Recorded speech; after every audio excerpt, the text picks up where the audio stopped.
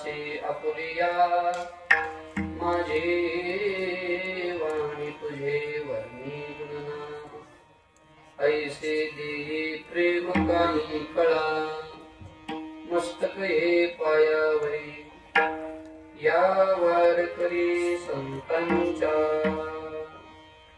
घ्यावी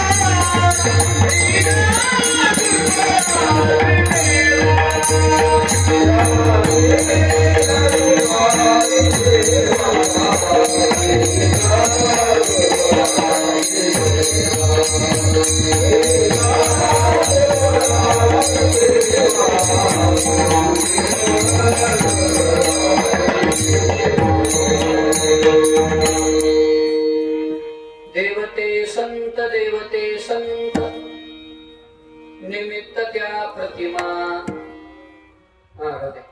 मी तो सांगतसे भावे असो ठावे सकळा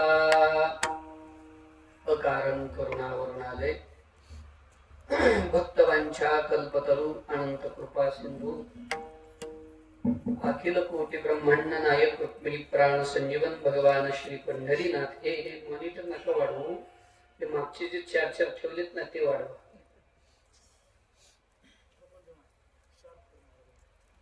देवते संत निमित्त त्या प्रतिमा मी तो सांगतसे भावे असो उठावे सकळा अकारण करुणावरून आले भक्तवांच्या कल्पतरू अनंत कृपा सिंधू अखिल कोटी ब्रह्मांड नायक रुक्मिणी प्राण संजीवन भगवान श्री पंढरीनाथ विश्वमौली श्री ज्ञानोपराया जगद्गुरु शतकोपराया सद्गुरु श्री केशव बाबा आरे करून सर्व साधू संतांच्या कृपाशीर्वादाने तुम्हा सर्व भाविक सज्जन श्रुती माय बापांच्या उपस्थितीमध्ये पुण्यसलिला रेणा नदीच्या या पवित्र तीरावरती परमश्रद्धेय प्रातस्मरणीय श्री हरिभक्तीपरायण ज्ञानेश्वर बाबांच्या पवित्र अशा उपस्थितीमध्ये सर्व भाविक सज्जनांच्या सहयोगामधून वैकुंठवासी परमश्रद्धेय प्रातस्मरणीय गोविंद बाबा यांच्या 50व्या समाधी उत्सवाच्या निमित्ताने या ठिकाणी संपन्न होत असलेला हा अखंड हरिनाम सप्ताह सोहळा आणि या सप्ताह सोहळ्यातील आजची ही कीर्तन रूपी सेवा सद्गुरुनाथ पंढरनाथाच्या चरणी समर्पित करण्याचं भाग्य सर्वांच्या प्रेमातून विशेषतः परमश्रद्धेय हरिभक्तीपरायण अनंत महाराजांच्या बाबांच्या आदेशावरून ही सेवा माझ्याकडे प्राप्त झालेली आहे। त्या निमित्तानं तुकोबारांच्या गाथेतील 4 चरणाचा अत्यंत महत्वाचा प्रासादिक असा बहुतेकांच्या परिचयातील असणारा अभंग सेवेकरिता निवडलेला आहे। देवते संत निमित्त त्या प्रतिमा मी तो सांगतसे भावे असो उठावे सकळा. प्रस्तुत कीर्तन रूपी सेवेकरिता निवडलेला अभंग जगद्गुरु श्रीमंत श्री वैराग्य महामेरू वैराग्य राग शिक्षित तुकोबारायांचा असून या अभंगद्वारा जगद्गुरु श्रीमंत श्री तुकोबाराया तुम्हा सर्वांना सांगतायत ते म्हणजे देवाचा आणि संतांचा अभेद या अभंगद्वारा प्रतिपादन करतायत. महाराज म्हणतात देवते संत देवते संत संत आणि देव हे वेगळे नाहीत. संत हे साक्षात देवाचं रूप आहे. पण महाराज आम्हाला देव देव रूपात वेगळा दिसतो, संत संत रूपात वेगळे दिसतात. याचं काय उत्तर आहे? महाराज सांगतात निमित्त त्या प्रतिमा दिसायला जरी हे संत आणि देव वेगळे दिसत असले तरी ते वेगळे नाहीत. एखाद्या जसं साखरेपासून निर्माण केलेला बैल आणि साखरेपासून निर्माण केलेला उंट दिसायला ठीक आहे काय लागत नाही असं दिसते. जरा करण्याचा आवाज कमी ठेवा. काहीच गरज नाही करणे ऐकवायची लोकांना. करण्यावर नाही तेवढे वाद चालू आहेत सध्या. करणे काही आजच्या दिवस बंद राहू द्या. करणे ज्यांना सेवेला यायचं आहे तिथपर्यंत आवाज गेला ते सगळे आले आता. अरे आणि हे मागचे समजायला द्या हो. हे काय होतं हे जवळचं आमच्या कानात किरकिर करते. त्याचा काही उपयोगही नाही. ते फक्त वाजंत्र्याला म्हणजे वाजंत्र्याला नाही वादकाला महत्वाचं आहे. थोडं वाढवा ते मागचे वाढवा. अरे हा असं राहू द्या. तर त्याला व्यवस्थित करा म्हणजे जे त्याच्यात डिस्टर्बन्स यायला तो कमी करा. तुकोबाराय सांगतात निमित्त त्या प्रतिमा संत आणि देव हे दिसायला जरी वेगळे दिसत असले तरी ते वेगळे नाहीत. निमित्त मात्र त्यांच्यामध्ये भेद स्वीकारावा लागतो. पण वास्तवात सविस्तर वटत्व जैसे बीजकणिके माझी असे आणि बीजकणू वसे वटी जेवी तेवी आम्हा तया परस्परे बाहेर नामाचीच अंतरे. नामाचीच अंतरे म्हणजे रंगरूपावरून हे संतांचं देवाचं दिसणं वेगळं आहे. पण वाचोली अंतवट वस्तू विचारे मी ते चित्ते. संत आणि देव हे वेगळे नाही. तुकोबाराय सांगतात देवते संत देवते संत निमित्त त्या प्रतिमा मी तो सांगतसे भावे. तुकोबाराय म्हणतात मी आपलं सर्वांना ठाऊक व्हावं या हेतून आपल्या सर्वांना सांगतो असो उठावे सकळा. पण महाराज देवाच्या निराकार स्वरूपामध्ये आणि संतांमध्ये काय भेद आहे? भेद करण्याचं तसं काही कारण नाही. पण महाराज सांगतात निराकारी ओस दिशा येथे इच्छा पुरतसे. भगवंताच्या निर्गुण निराकार रूपामध्ये मात्र ओसपणा आहे. ओसपणा आहे म्हणजे निर्गुणाची वारी होत नाही, निर्गुणाची पूजा करता येत नाही, निर्गुणाची सेवा करता येत नाही, निर्गुणाशी सख्यत्व करता येत नाही, निर्गुणाचे दास्यत्व करता येत नाही. तिथं एकच भाव जोडावा लागतो. तो म्हणजे त्याचा आणि आपला तात्विक संबंध तेवढा त्याच्याशी जोडता येतो. अन्य कुठलाही संबंध निर्गुण निराकार परमात्म्याशी जोडता येत नाही. म्हणून निराकारी ओस दिशा. मी एक आपल्याला विचारतो भक्ती करण्यासाठी जे ज्या लागणाऱ्या गोष्टी आहेत शांत भाव, शृंगार भाव, दास्य भाव, सख्य भाव, वात्सल्य भाव हे सगळे हे पाचच्या पाच भाव अद्वैत निर्गुण परमात्म्याशी निर्विकार परमात्म्याशी जोडता येणं शक्य नाही. हसो रुसो याशी वाढवू आवडी हे नातं सगुणाशीच जोडावं लागतं. खेळ खेळायचा सगुणाबरोबरच खेळावं लागतं. वारी सगुणाचीच करावी लागते. निर्गुणाची वारी करता येते का?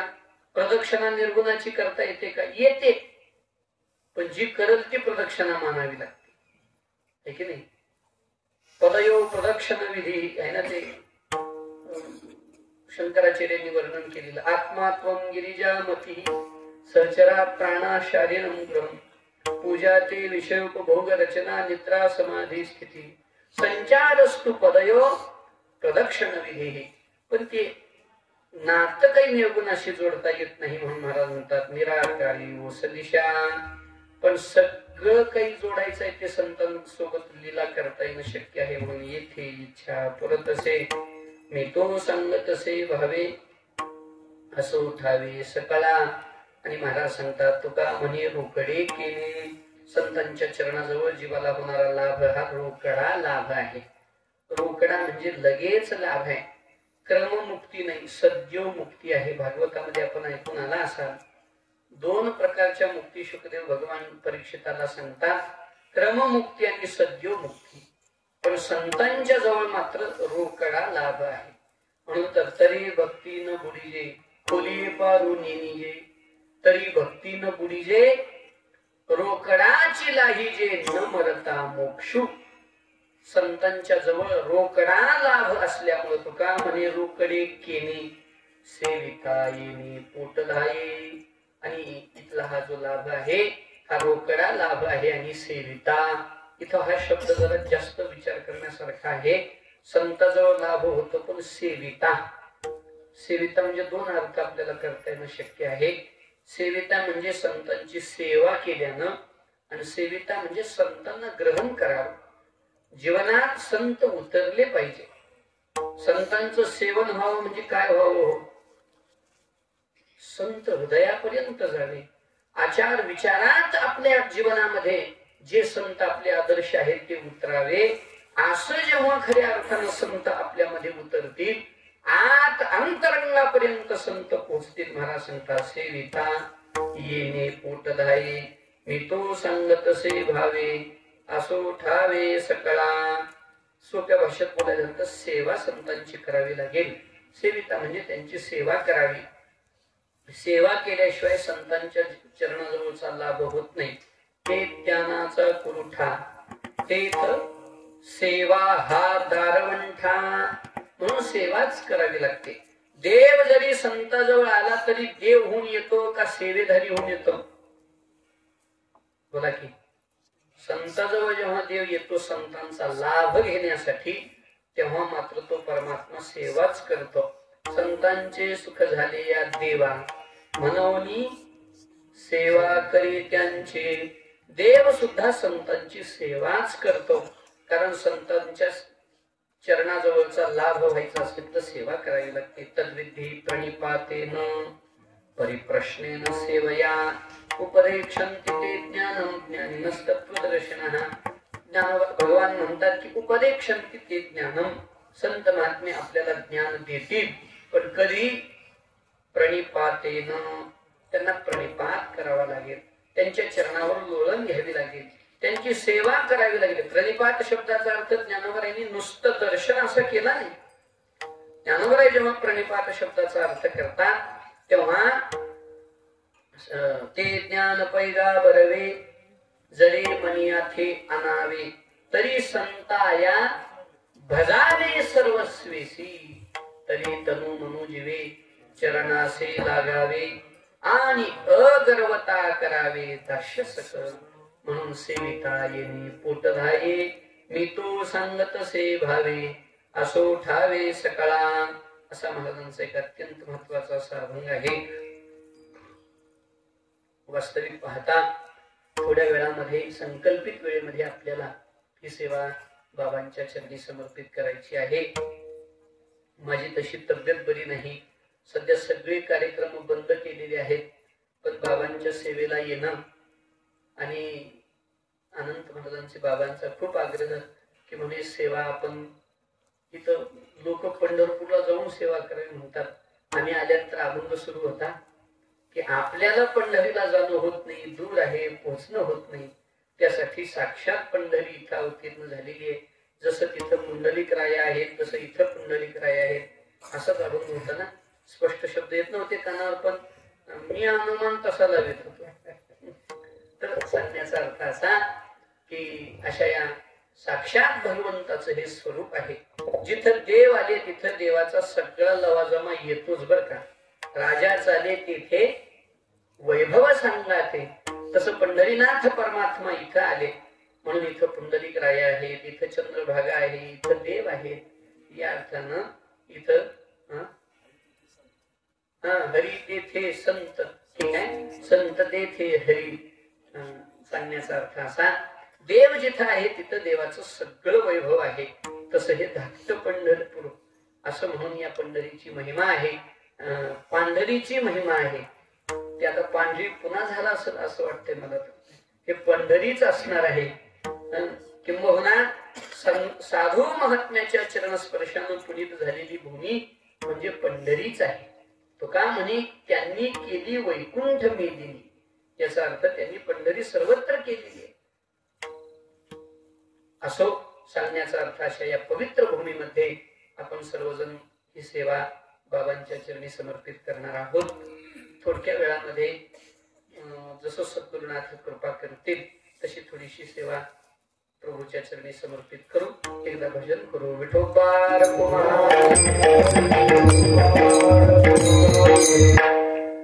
देवते संत निमित्त त्या प्रतिमा, मी तो सांगतसे भावे असो उठावे सकळा.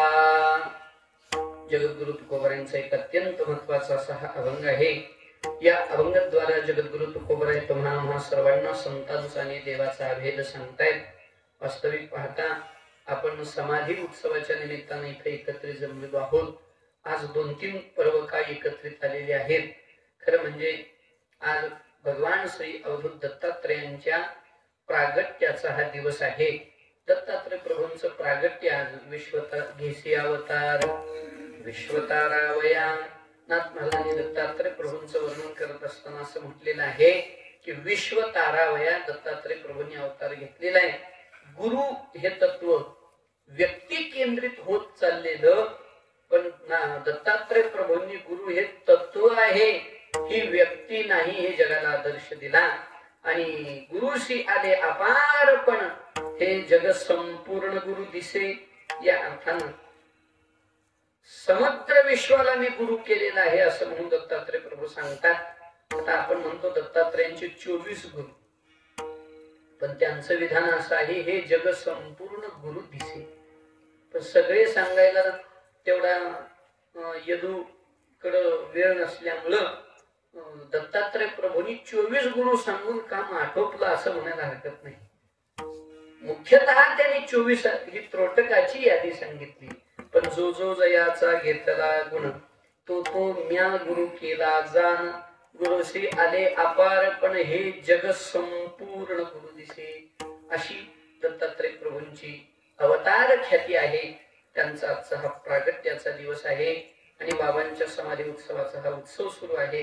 खर तर आपलं भाग्य आहे, साधू महात्म्याच्या समोरच सेवा आहे, तर संतांचंच वर्णन करणारा अभंग सेवेसाठी घ्यावा या दृष्टीने हा अभंग घेतलेला आहे. महाराज या अभंगामध्ये म्हणतात, मी तो सांगतसे भावे, मी तुम्हाला सांगतो बाबा ऐका, असं महाराजांचं म्हणणं आहे. काही अभंग तुकोबारायांचे ऐका म्हणणारे आहेत आणि काही अभंग तुकोबारायांचे सांगतो म्हणणारे आहेत. आता त्याच्यावर वेळ घालवण्याचा अर्थ नाही. ऐका ऐका भाविक जो हाल कोण कोण ते तार्किका जा टाका संग, या अभंगात महाराजांनी ऐका म्हणून सांगितलेलं आहे. ऐका जे तुम्ही, हे भागवत भक्तांनो ऐका, असं म्हणून त्या अभंगात आपल्याला आपला धर्म सांगितलेला आहे. वैष्णवांचा धर्म महाराज ऐका म्हणून सांगतात. तार्किकाची संगती करू नका बाबा, ऐका असं म्हणून सांगतात. नाही ऐके रे जना तुझ्या स्वहिताच्या खुना, पंढरीचा राणा मना माझे स्मरावा. देवाचं स्मरण करा, हेच आपलं हित आहे. हे सांगताना महाराजांनी ऐका ऐका म्हणून सांगितलं. तर या अभंगामध्ये सांगतो सांगतो म्हणून सांगितलं. सांगतो तुम्हासी, असे अनेक अभंग आहेत. प्रस्तुत अभंगामध्ये महाराज सांगतो बाबा ऐका असं म्हणून आपल्याला सर्वांना सांगत आहेत. मी तो सांगतसे भावे. एक प्रश्न निर्माण होतो महाराज, शास्त्राचा एक नियम आहे, नीती आहे, विचारल्यानंतर सांगावं ही शास्त्र नीती आहे. कुणीतरी आपल्याला विचारावं मग सांगावं, हा शास्त्राचा सिद्धांत आहे. तुम्ही कुठल्याही इतिहासात चला, कोणीतरी विचारणारा भेटल्यानंतरच सांगितलं गेलेलं आहे असंच पाहायला मिळतं की नाही. तुम्ही सद्गुरूकडे जा, संतांकडे जा, आधी आपण विचारावं लागतं, मगच संत आपल्याला सांगतात. ज्ञानाच्या ज्या 7 भूमिका वेदांत शास्त्रामध्ये आलेल्या आहेत, त्यामध्ये पहिली भूमिका आहे शुभेच्छा आणि दुसरी कोणती आहे? सुविचारणा. म्हणजे सद्गुरु जवळ जाऊन काहीतरी विचारावं. तर आताच आपण श्लोक म्हटला, परिप्रश्नेन सेवया, त्यांना विचारावं आणि मग उपदेक्षन्ति ते ज्ञान. ज्ञानोबरा सुद्धा कसं शब्द वापरतात, मग अपेक्षित जे आपुले तेही सांगतील पुशिले. पुशिले म्हणजे काय, त्यांची जाऊन फरशी पुसल्यावर सांगतील का गाडी पुसल्यानंतर. याचा अर्थ असा आहे त्यांना विचारल्यानंतर. अर्थ असा आहे की विचारावं ही आपली शास्त्र परंपरा आहे. तुम्ही कुठलाही ग्रंथ घ्या, त्याच्यात कोणीतरी प्रश्न विचारणार आहे आणि मग कोणीतरी सांगणार आहे, असाच अर्थ आहे की नाही. आता सगळ्या ग्रंथाची लिस्ट काढत बसलो तरी काही हरकत नाही, पण एक 2-4 ग्रंथाचा विचार करा. भगवद्गीतेमध्ये पहिला श्लोक प्रस्तावना आहे का प्रश्न आहे? भगवद्गीतेमध्ये म्हणजे धृतराष्ट्रानं प्रस्तावना मांडली आहे का प्रश्न विचारलाय? त्याचं उत्तर आहे प्रश्न विचारलाय. काय प्रश्न विचारला? धर्मक्षेत्रे कुरुक्षेत्रे समवेता युयोत्सवः मामका पांडवाश्चैव किम कुर्वती संजय. ज्ञानोबा त्याचं वर्णन करताना असं म्हणतात की तैसा पुत्र स्नेहे मोहितू धृतराष्ट्र असे पुसतू संजया सांगे मातू कुरुक्षेत्रीचे. आणि धृतराष्ट्राने विचारलं, संजयाने सांगायला सुरुवात केली गीता. चला गीतेतच अजून गीतेतला जो पुन्हा मुख्य संवाद आहे तो भगवान श्रीकृष्णाचा आणि अर्जुनाचा. पहिल्या अध्यायामध्ये देवाचे किती श्लोक आहेत हो देवानी बोलले गीतेच्या? मीच सांगतो राहू द्या, एकही नाही. का बरं एकही नाही? कारण पहिल्या अध्यायामध्ये देवाला अर्जुनाने कुठंच विचारलेलं दिसत नाही.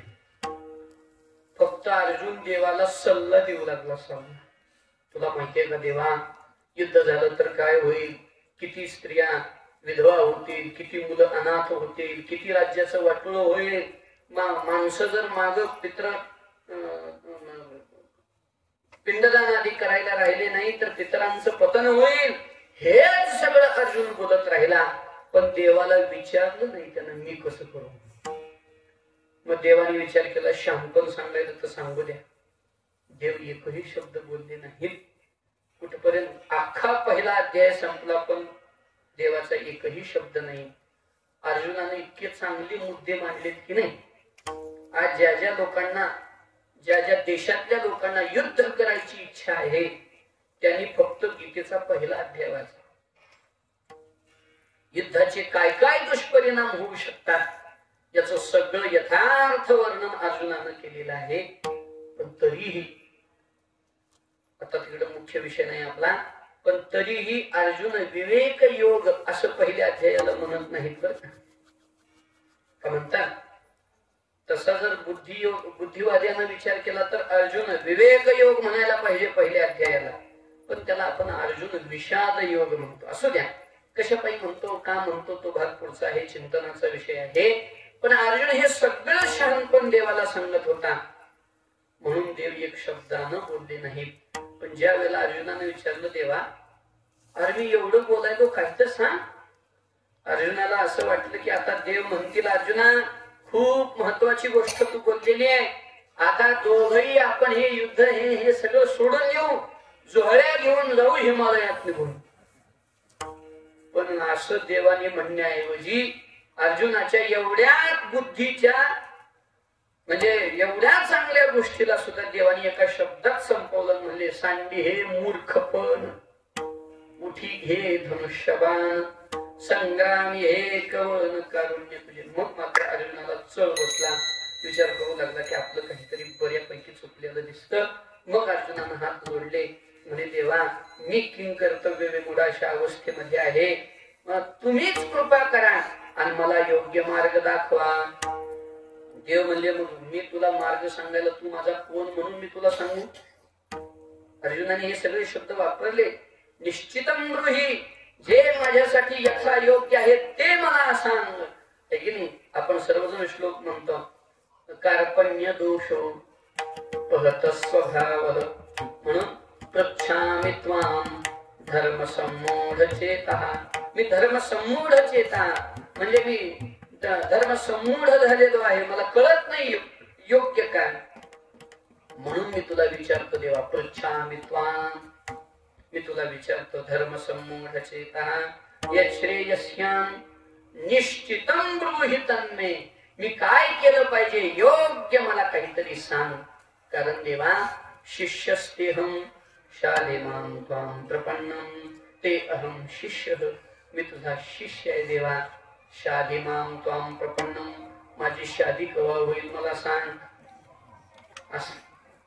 असं नाही विचारलं अर्जुनाने, नाहीतर महाराज लोकांच्या नशिबाला सगळे असलेच प्रश्न घेऊन माणसं. महाराज पोराचं लग्न होत नाही, म्हैस दूध देत नाही, असं होत नाही, तसं होत नाही. अर्जुनानं काय असं विचारलंय असं समजू नका. संस्कृतामध्ये शाधीमाम म्हणजे मला उपदेश करा देवा, असं म्हणून जेव्हा अर्जुनानं प्रार्थना केली मग देवाने बोलायला सुरुवात केली. सांगण्याचा अर्थ असा, अर्जुनाने विचारलं, देवाने सांगितलं, धृतराष्ट्राने विचारलं, संजयाने सांगितलं.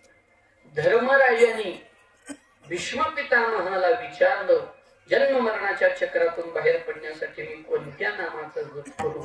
किम जपन मुच्यते जंतो जन्म संसार बंधनात, आणि विष्णू सहस्त्रनामाचा लाभ तुम्हा सर्वांना झाला म्हणजे विचारल्यावर सांगावं ही परंपरा.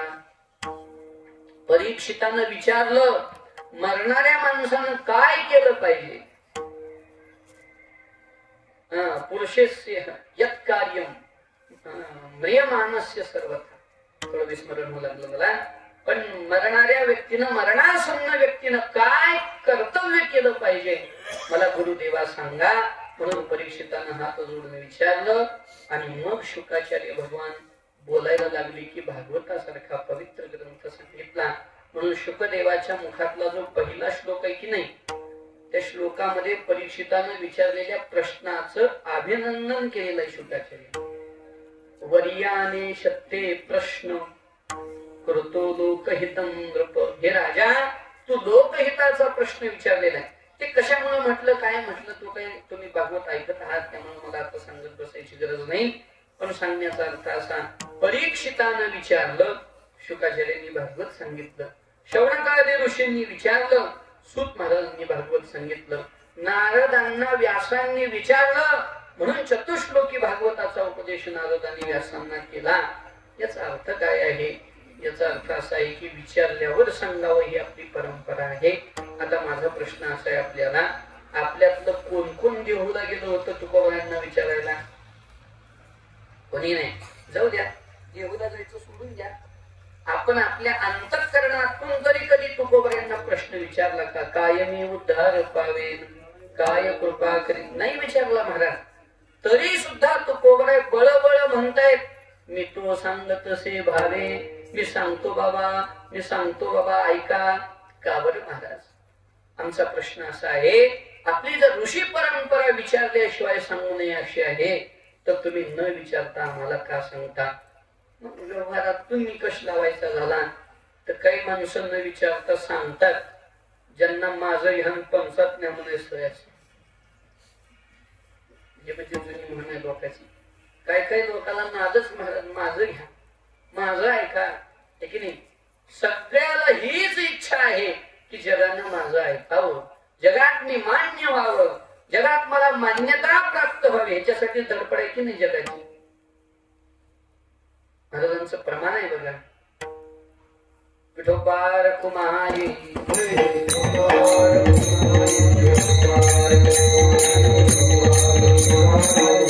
इच्छा ते गौरव पूज्य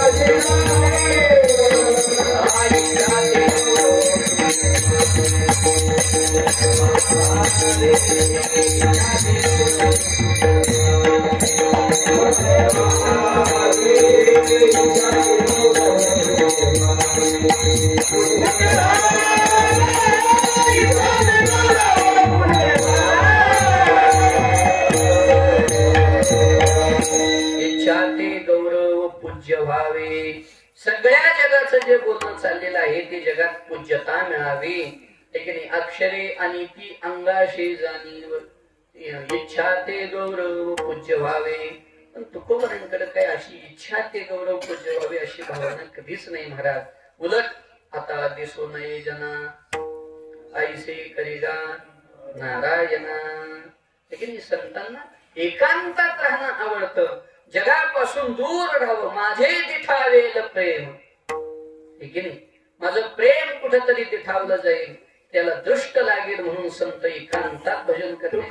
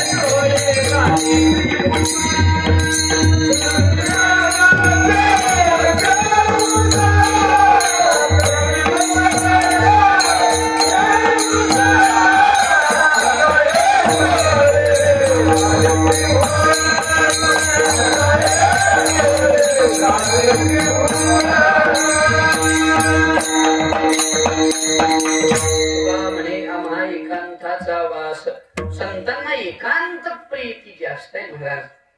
जगात कुठेतरी सन्मान मिळावा म्हणून संतांचं काही जगणं नाही, संतांचं बोलणं वागणं चालणं नाही. ते सत्काराची केगोठी की आदरा होईल भेटी, मरणे शिसाठी नमस्कारिता. असं अमानित्व संतांचं असल्यामुळं जगद्गुरु तुकोबऱ्यासारख्या महापुरुषाला माझं ज्ञान पंचाज्ञा म्हणायसाठी तरी काय सांगायचं नाही. मग महाराज आम्ही विचारलं नाही, तुम्हाला सन्मानाची अपेक्षा नाही, तरी तुम्ही मग आम्हाला कशासाठी सांगता? त्याची 2-3 उत्तर आपल्याला देताना शक्य आहे. आज काही तेवढा सगळा विचार करायचा नाही, मुख्य प्रयोजनही ते नाही अभंगाचं. पण तुकोबाई म्हणतात की बाबा आम्हाला देवानीच सांगण्यासाठी पाठवलं म्हणून सांगतो. तुका म्हणे मज धाडिले निरोपा, मार्ग हा सोपा सुखरूप. जगाला मार्ग दाखवण्यासाठी देवानी आम्हाला पाठवलेला आहे, म्हणून मी तो सांगत तसे भावे म्हणून सांगतो. अजून एक अर्थ करता येईल. पहिला भाग असा आहे की देवानी पाठवलं म्हणून सांगतो, आणि दुसरं कारण असं आहे की सगळं जग संसार दुःखात बुडायले पाहवत नाही म्हणून सांगतो. बुडत हे जग न देखवे डोळा, येतो कळवळा, येतो हिताचा कळवळा. पडते हाती म्हणून काळा, काळा हाती पडती म्हणून हिताचा कळवळा येतो.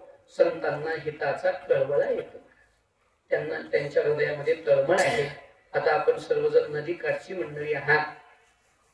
कल्पना करा, तुम्ही गायी चरण्यासाठी नदीच्या काठावरती कुठेतरी आहात आणि कोणीतरी पाण्यात बुडत आहे हे आपल्या लक्षात आलं.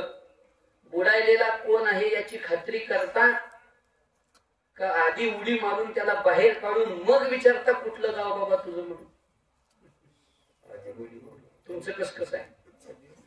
आमच्या तेरडेला तर लोक आधी उडी मारून काढतात बघा इकडं. तसंच आहे महाराज. ज्ञानोबा म्हणतात बुडतया सकरणू न म्हणे अंत्यजू के ब्राह्मण, काढो निराखे प्राणू जिया परी. ज्या पद्धतीने बुडायलेला माणूस कुठल्या जातीचा, कुठल्या समाजाचा, कुठल्या गावचा, पाहुणा गावळा, काळा गोरा, श्रीमंत गरीब, लहान मोठा काही पाहत नाही. आपण पहिलं काम करतो त्याला बाहेर काढण्याचं. हवं तर पुन्हा एखादी कानाखाली का वडणं होईना त्याला, मूर्ख माणसा इकडे कशाला आला पोहायला येत नाही तर, पण आधी काय करतो, काढून राखी प्राणून त्याचा प्राण वाचवतो. जसं तुम्ही आम्ही एखादं सामान्य जीव पाण्यात बुडू लागला तर त्याला बाहेर काढण्यासाठी धडपडतो, तसं तुम्ही आम्ही सगळेच जीव या भवनदीमध्ये बुडू लागलेलो आहोत. संतांना ते पाहत नाही. महाराज वर्णन करतात की नाही, काय करू बाहू वाटे तळमळ, काय करू बाहू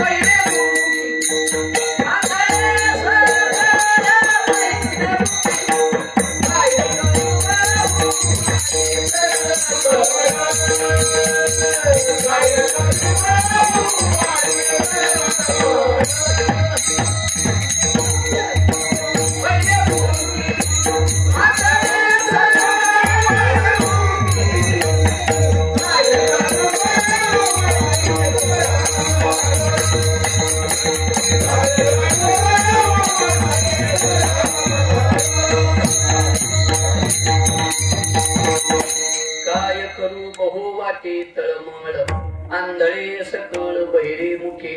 महाराज म्हणतात काय करू. आता हे जुना पाठ आहे, आंधळे सकळ बहिरे मुखी.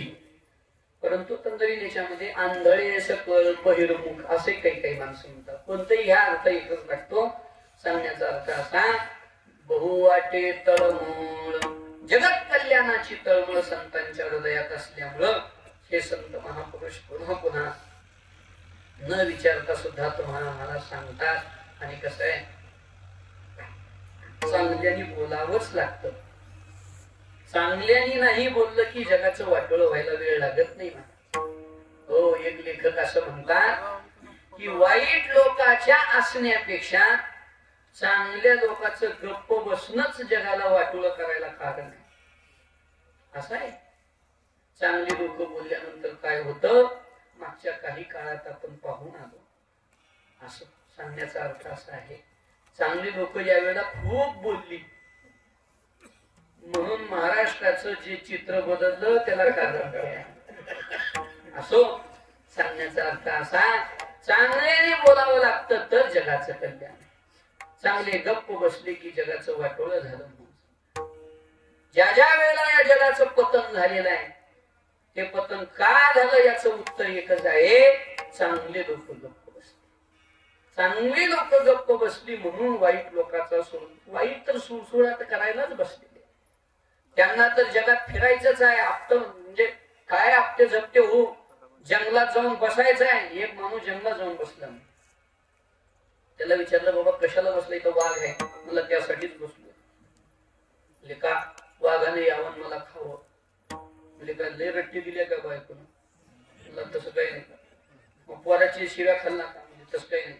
गावात अपमान झाला का? तसं काही नाही. कर्ज झालं का? तसं काही नाही. मग मी इथं बसावं, वाघानं मला येऊन खावं, वाघाला माणसाच्या रक्ताची चट लागावी आणि मग इथून येणाऱ्या लोकांना त्यानं पुन्हा खावं. हे दुर्जनाचं काम आहे. म्हणून दुर्जनाच्या असण्यापेक्षा सज्जनांनी गप्प बसणं जगाचं फार वाटलं होतं. म्हणून संत महात्म्याने आपल्या सगळ्या गोष्टी बाजूला ठेवल्या, एकांत प्रीती बाजूला ठेवली. विचार करा, ते जिथं बसले तिथं कीर्तन आहे, पण पुन्हा माणसं गोळा करावी, पुन्हा टाळकरी गोळा करावी, पुन्हा कीर्तन उभी करावी. ही कीर्तन परंपरा सुरू कराव्या. समाजामध्ये गावागावामध्ये कीर्तन उभं करा. कशासाठी? कारण सज्जनाने बोललं पाहिजे. सज्जन जोपर्यंत बोलणार नाही तोपर्यंत जगाचं कल्याण होणार नाही. हीच एकमेव तळमळ संतांच्या हृदयात असल्यामुळं महाराज म्हणतात, मी तो सांगतसे भावे असो उठावे सकळा. मग काय सांगता महाराज? तसं तुकोबांनी बरंच काही काही सांगितलेलं आहे, पण आजच्या अभंगामध्ये मात्र देव आणि भक्ताचा अभेद महाराज सांगतात तो अभंगाच्या प्रथम.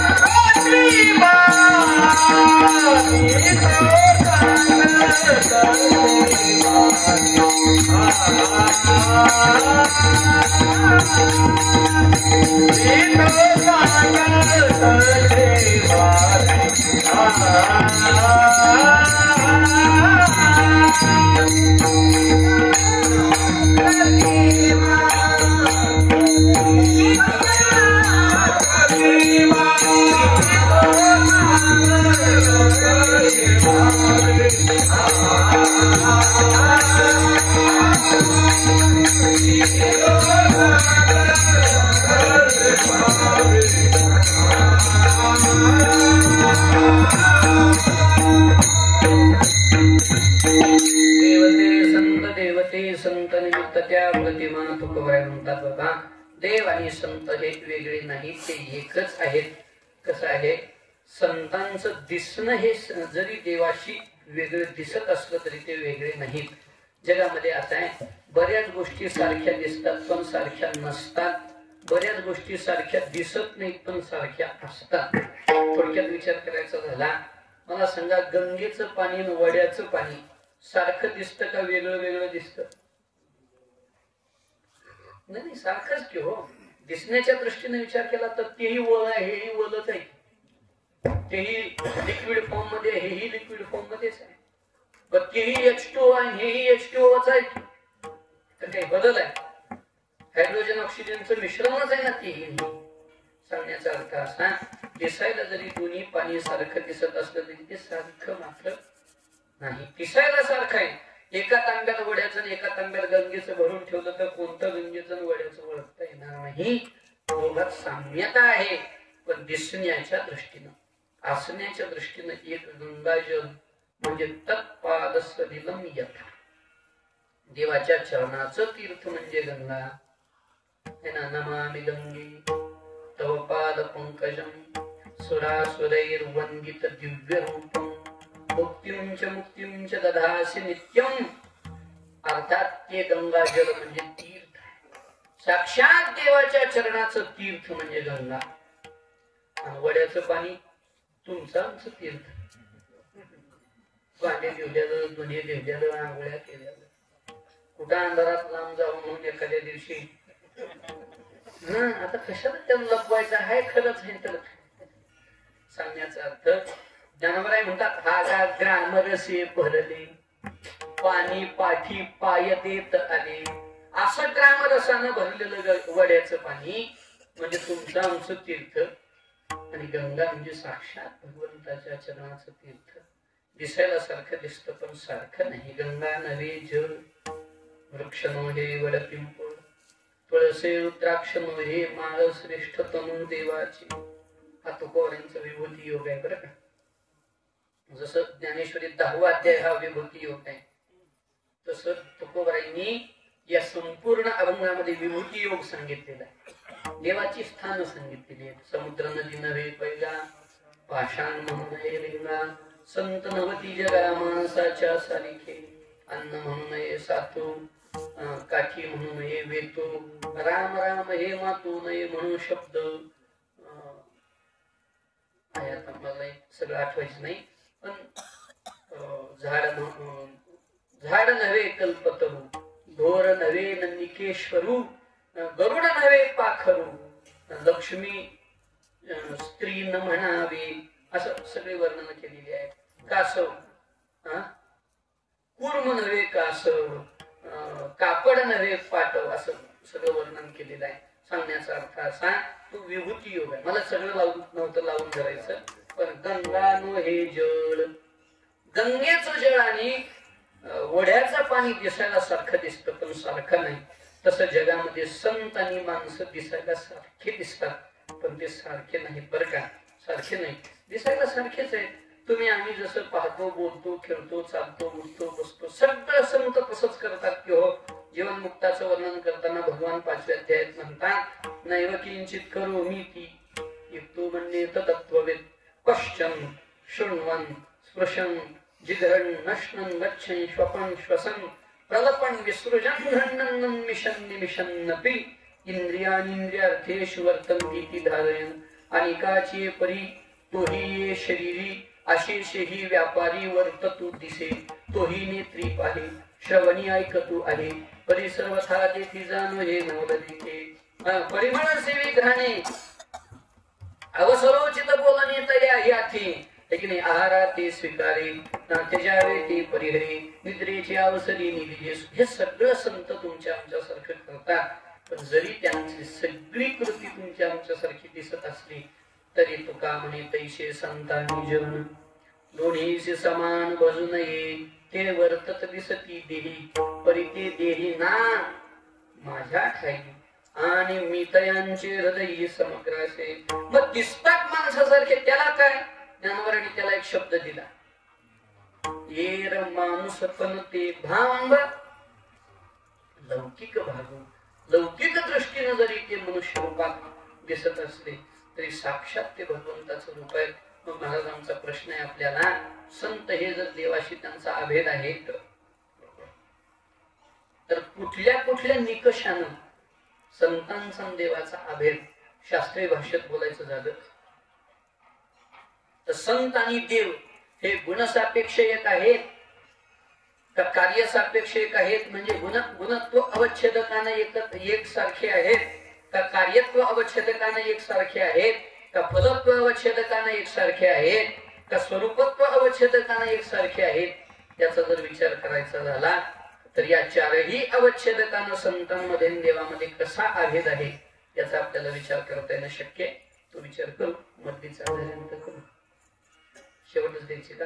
देवते संत देवते संत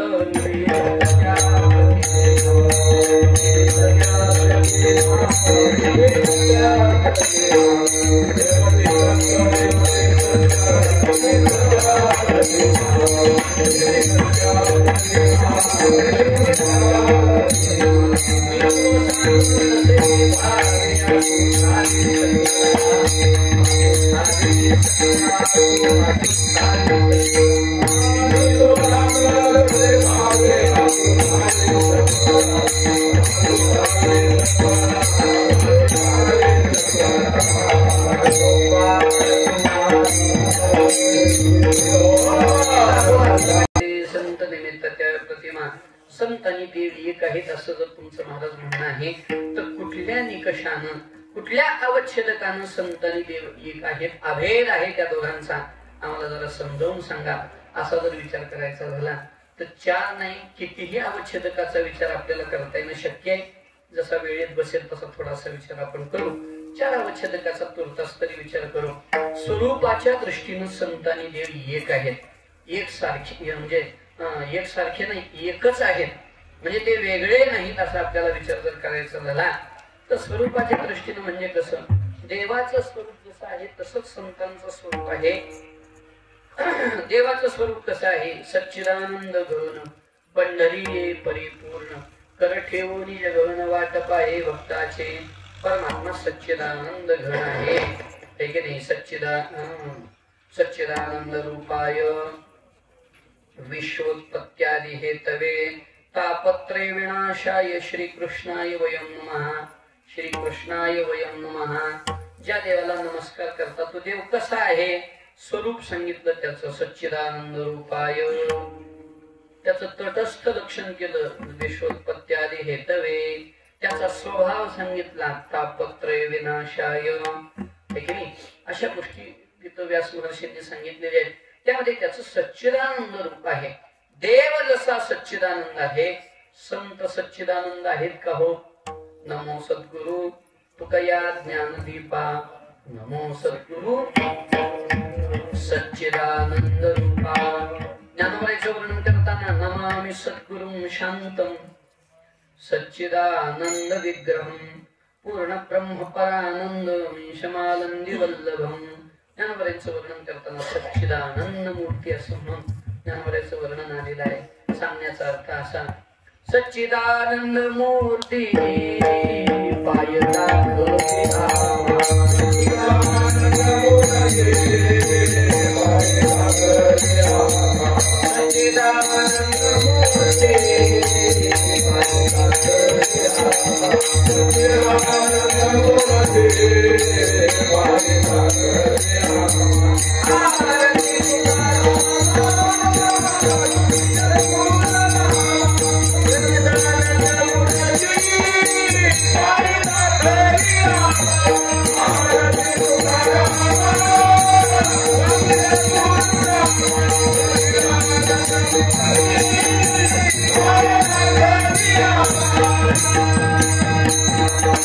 सच्चिदानंद मूर्ती पाय दाखवे आम्हा. तुकोबारायचं वर्णन करताना रामेश्वर शास्त्री सारखे विद्वान म्हणतात हे सच्चिदानंद मूर्ती. संत हे स्वरूपानं सच्चिदानंद रूप आहेत. कसे आहेत? आता तो विस्ताराचा विषय, 2 तासाचा विषय. परमात्मा सद्रूप का आहे, चिद्रूप का आहे, आनंद रूप काय आहे, का आहे, त्याला सद्रूप का म्हणतात? सोप्या भाषेत बोलायचं झालं तर त्याला नाश नाही म्हणून तो सद्रूप आहे. तो प्रकाश रूप आहे, चैतन्य रूप आहे. सोपं म्हणजे निर्जीव नाही, सजीव आहे म्हणून त्याला चिद्रूप म्हणतात. आणि त्याच्या ठिकाणी दुःखाचा देश नाही म्हणून त्याला आनंद रूप म्हणतात. आता ही सगळी लक्षणं संतांकडे लागतात की नाही? संतांना मरण आहे का? मरण माझे मरून गेले मज गेले न चायते म्रियते वा कदाचिन्नायं भूत्वा भवितावान भूय अजो नित्य शाश्वतोयं पुराणो न हन्यते हन्यमाने शरीरे. न हन्ति न हन्यते न हन्यमाने शरीरे. तीनही नाशाचा बाध या ठिकाणी संतांनी केलेला आहे. न हन्ति स्वभाव नाश नाही, न हन्यते परता नाश नाही, आणि न हन्यमाने शरीरे याचा अर्थ आश्रय नाश नाही, संतांना नाश नाही. पडती अस्तवेना आईसे दया पाहिले अद्वैत दिवसे आपणची आपणू असे अखंडित. किती प्रमाण देता येतील? संतांना नाश नाही. नाही आम्हा ज्यावे मरावे लागत अहो अखंडित जैसे तैसे न लगे मरावे ऐसा ठाव दिला देवे.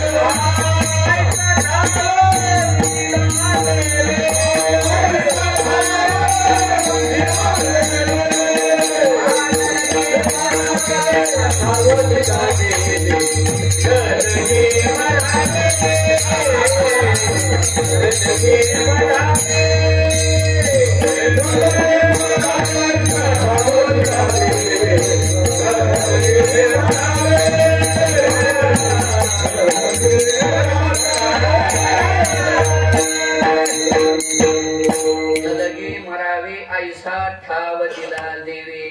संतांना मरण नाही, नाश नाही, प्रागभाव नाही, प्रध्वंसाभाव नाही, अत्यंताभाव नाही, अन्यन्याभाव नाही. जसा देवाला नाही तसा संतांना नाही. अनुरेनुया ठोकडा. कुठला अभाव संतांना लावायचा आहे महाराज? तुकोबराय देऊत आहेत आणि इथं नाहीत असं आहे का? तुकोबराय वैकुंठात आहेत आणि मृत्यू लोकात नाहीत असं आहे का? नाही महाराज, त्यांचा कुठेच अभाव संभवत नाही. ते सद्रूप आहेत, ते चिद्रूप आहेत, म्हणजे चैतन्य रूप आहेत. अहो त्याने या भिंतीला स्पर्श करावा. ती भिंत जर जड असलेली चालू लागते तर संतांना जड म्हणता येईल आपल्याला. चालविली जड भिंती असो. आणि संत आनंद रूप आहेत, म्हणजे सुखरूप आहेत. संतांजवळ सुख सुख आहे. सुखया संत समागमे सुख एक हे चिठाई. संत हे सुखरूप आहे.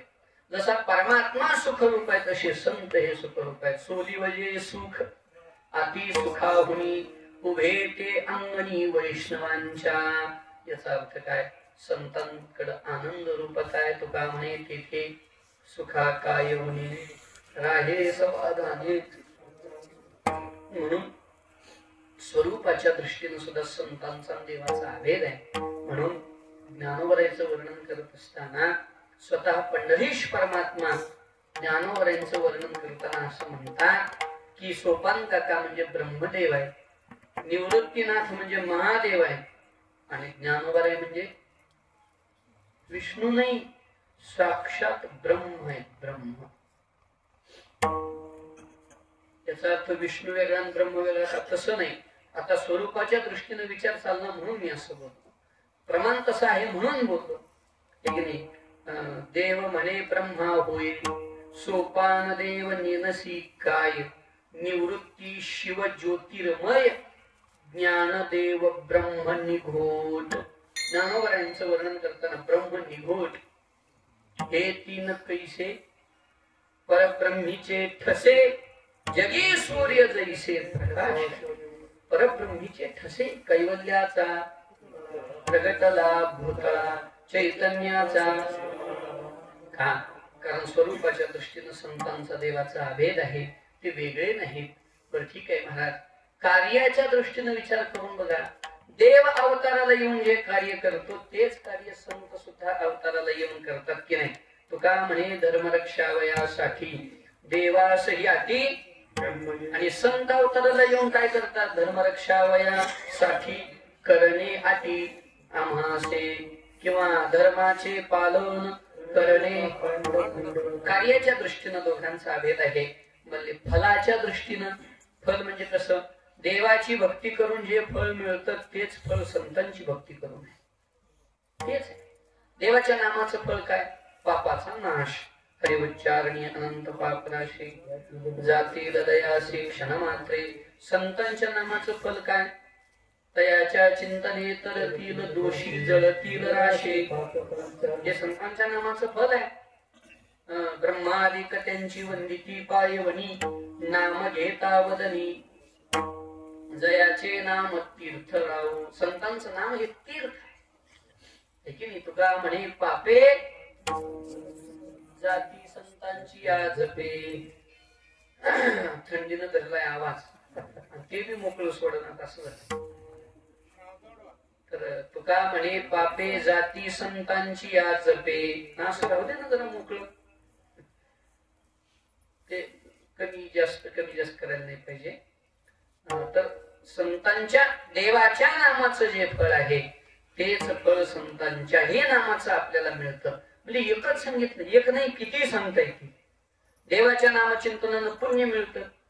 हरिमुखे म्हणा पुण्याची म्हणा. संतांचं नाव घ्या, पुण्यच आहे पत्रात. कुठं आहे? पुण्यवंत व्हावे. बर ठीक आहे.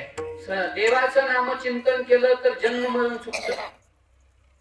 ऐसे विठोबाचे नाव उच्चारिता खंडे जन्म. जगाचा उद्धार ज्ञानाबाई नामे. नामदेव महाराज म्हणतात ज्ञानाबाईचं नामचिंतन केलं तर जगाचं हे जन्म मरण चुकत. म्हणजे बरं ठीक आहे. देवाचं नामचिंतन केलं तर तुका म्हणे माया होयदाशी लागे पाया. मग संताचं नाम घेतल्यावर ज्ञानदेव म्हणता माया. गेली समूळ दया. म्हणजे देवाचं नाव घेतलं तर मोक्ष आहे, मोक्ष. हरी हरी हरी मंत्र हा शिवाचा, म्हणती जेवाच्या. म्हणले मग संताच्या नावानं मोक्ष आहे का?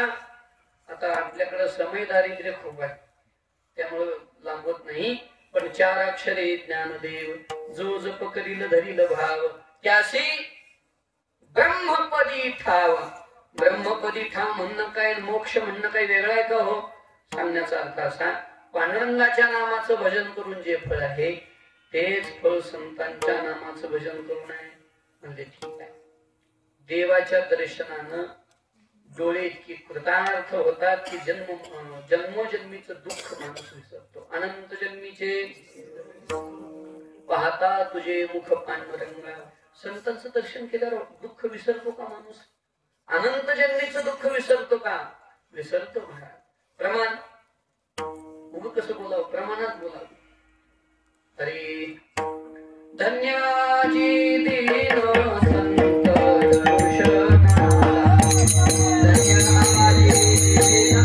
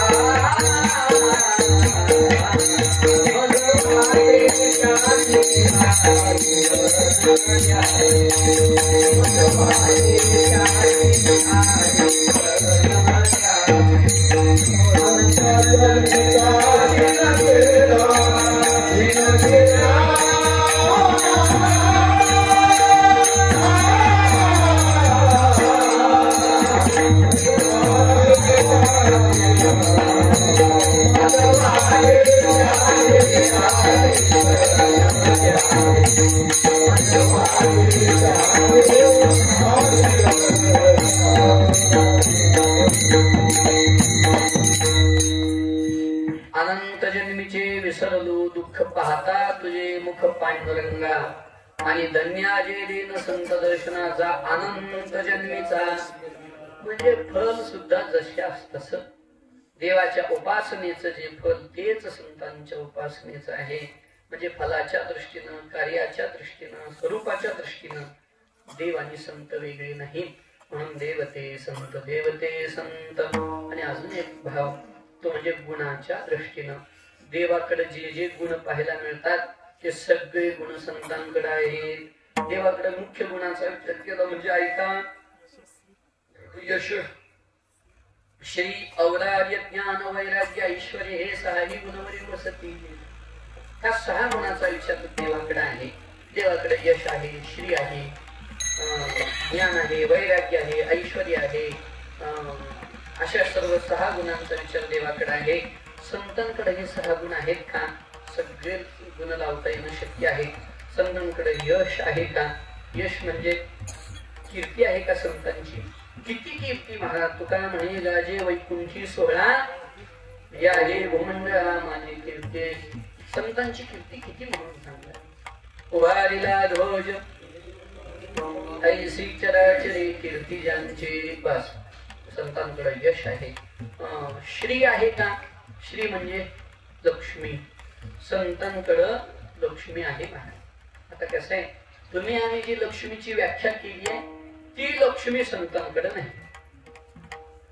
तुम्ही आम्ही व्याख्या केली लक्ष्मीची संपत्ती.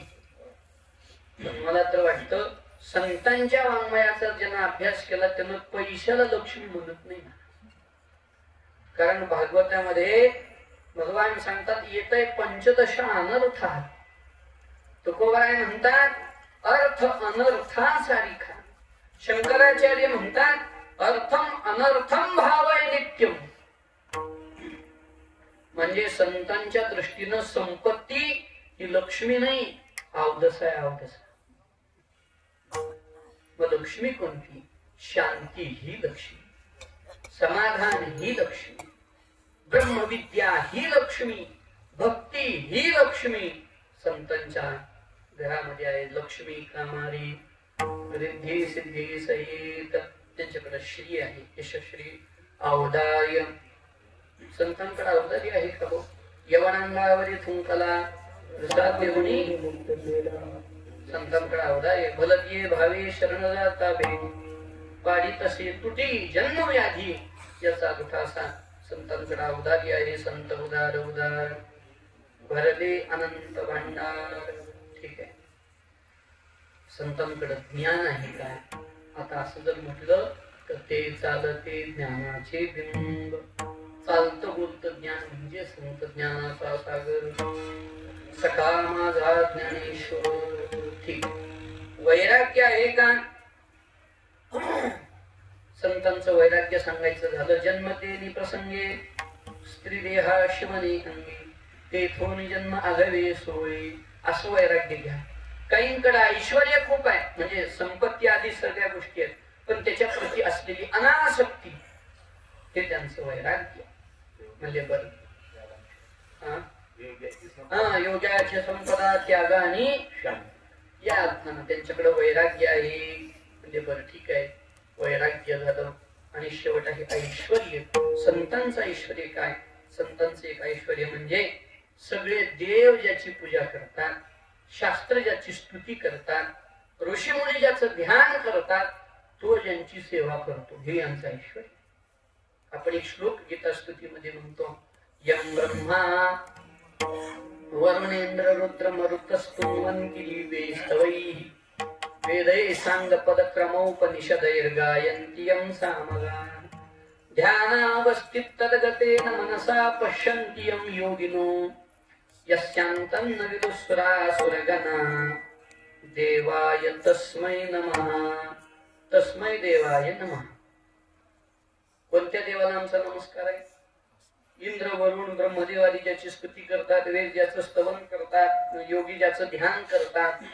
असा जो परमात्मा त्याचा जो असा देव आहे इंद्रचंद्र महेंद्र यातेची पूजिती श्रुती शास्त्रे तेही याते हे सगळं पाहून घ्या सांगण्याचा अर्थ असा एवढा ऐश्वर्यवान देव पण तो देव सुद्धा ज्यांच्या चरणाजवळ सेवा करण्यासाठी उपस्थित आहे तो देव सुद्धा ज्यांच्या मस्तकावर पुष्प अर्पण करून पूजा करतो हातीचे लीला कमळे पूजतया ते म्हणजे हे भक्तांचं ऐश्वर्य आहे म्हणून अशा सहाही गुणांनी ते युक्त आहेत म्हणून देवते संत असं म्हणायला काही वावगं नाही अजून खूप विचार वेगळ्या वेगळ्या पद्धतीने करता येतील देवाकडे कर्तुम अकर्तुम अन्यथा कर्तुम शक्य संतांकडेही ती आहे देव शब्द हा जो आहे की नाही याच्यामध्ये दिव धातू आहे आणि दिव धातूचे अर्थ व्याकरणामध्ये 10 सांगितले क्रीडा बीजगिषा व्यवहार द्विती स्तुती मद मोद स्वप्न कांती गती